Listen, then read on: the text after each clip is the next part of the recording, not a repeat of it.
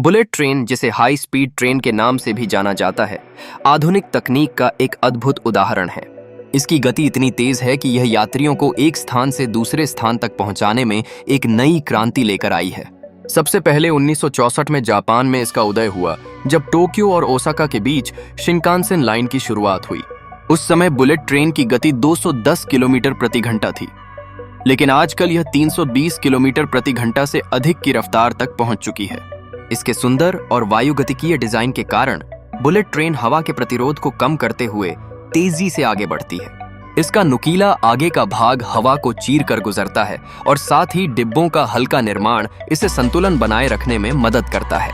Train के पहिए और ट्रैक इस तरह के होते हैं कि तेज गति में भी यात्रियों को किसी प्रकार का झटका महसूस नहीं होता, जिससे सफर का अनुभव वास्तव में सुखद होता है। इसकी आधुनिक तकनीक फास्ट सिग्नलिंग सिस्टम पर आधारित होती है, जो ड्राइवर को आगे की ट्रैकों की स्थिति की जानकारी प्रदान करती है। यह न केवल सुरक्षा को बढ़ाता है, बल्कि यात्रियों को भी बेहतर अनुभव देता है। ट्रेन के अंदर का माहौल इतना आरामदायक होता है कि यात्री तेज रफ्तार के बावजूद थकान महसूस नहीं करते।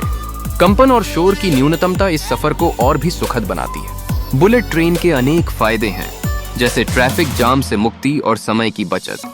यह प्रदूषण के मामले में भी पर्यावरण के अनुकूल है, क्योंकि यह इलेक्ट्रिक होती है।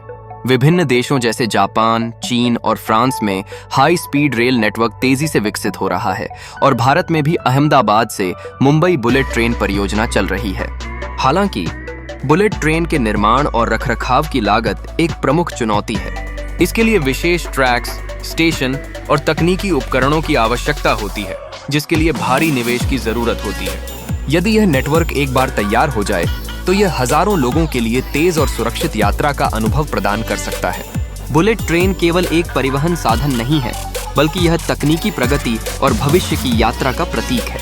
इसकी तेज गति, सुरक्षा और आराम इसे विश्व की शीर्ष ट्रेनों में से एक बनाते हैं और यह भविष्य में हमारे देश में यात्रा का सबसे प्रिय साधन बन सकता है।